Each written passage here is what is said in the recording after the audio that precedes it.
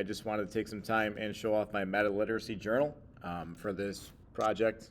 Over the course of the semester, I looked into a subreddit group for history teachers. As you can see over here, we're looking at about 21,000 members, created 2011, somewhere between about 15 and 25 posts a day on here.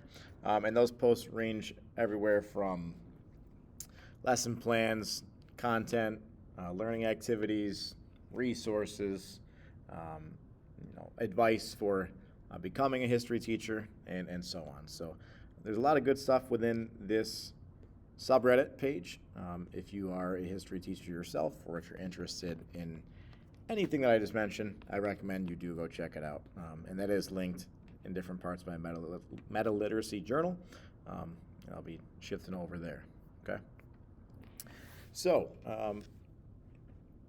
for the Metaliteracy journal, I looked at 5 different posts, starting in week 3 with just an overview of the subreddit site itself, and what my initial takeaways were.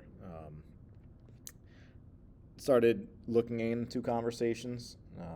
Some of these early conversations I focused on involved AI, just having a feel for what other users in the group thoughts, opinions, and how they used it in their own classrooms. So it was a good start. It did get me hooked in.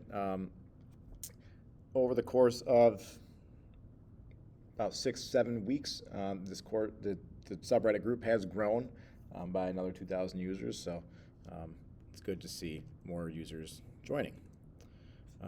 Over the course of the next few classes, I started to become a little bit more engaged in the material, instead of just being an outside set of eyes and just viewing what other users had posted. I began to react and throw in a couple comments to conversations that had already existed, to throw a new perspective in and see if anyone would reply to my input. And this worked out pretty well.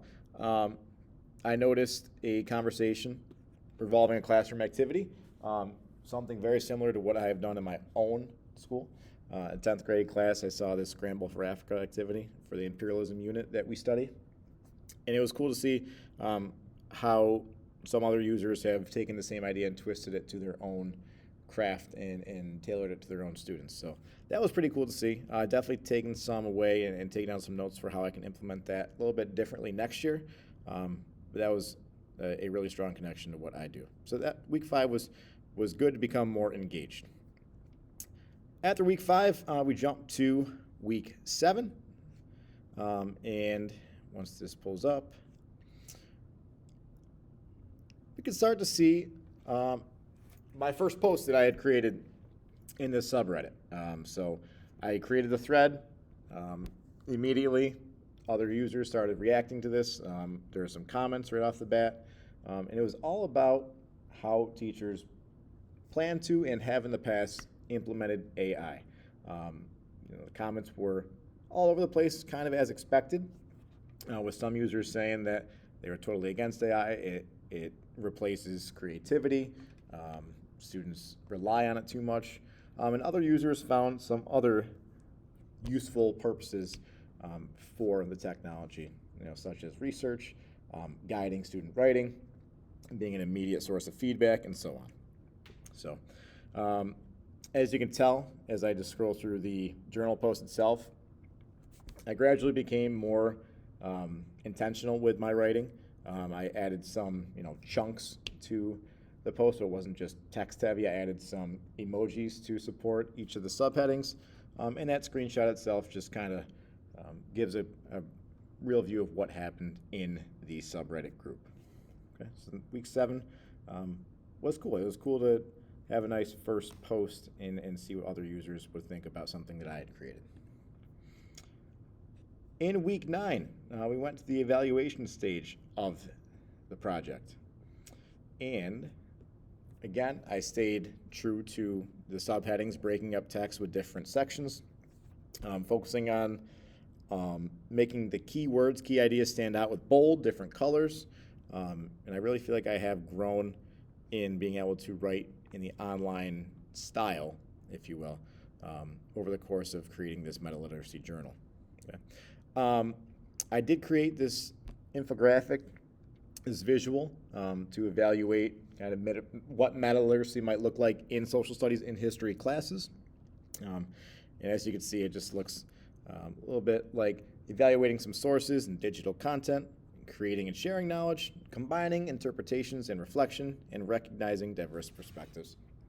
So kind of the same idea that is pushed throughout many other topics, many other content areas in high school, with a little bit more intention for the history and social studies side of things. So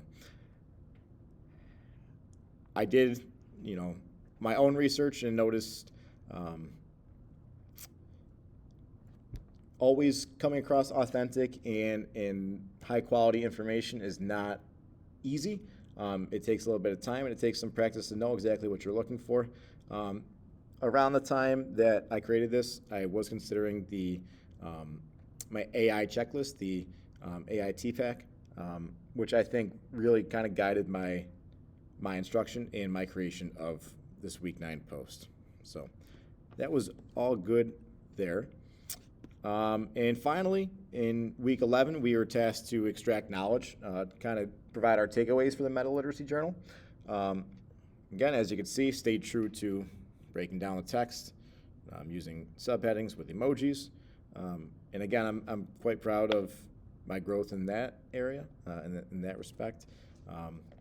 But this was just a good overview to, really reflect, sit down and think on what this subreddit group has offered, what the idea of being exposed to different literacies and different digital resources, what it means for my own practice, what it means for me as a student in a graduate program. And it was nice to see other perspectives from users as they posted as well. And others started to view this Metaliteracy journal in my page, on my blog. So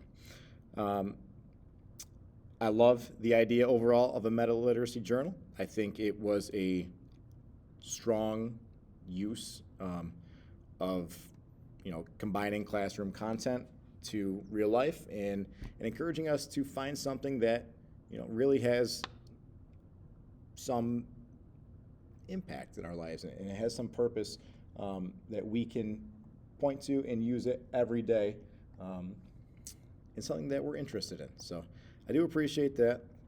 Overall, it was relatively quick. It was a nice, simple way to reflect on material. So that being said, that's my Metaliteracy journal. I appreciate your time and have a good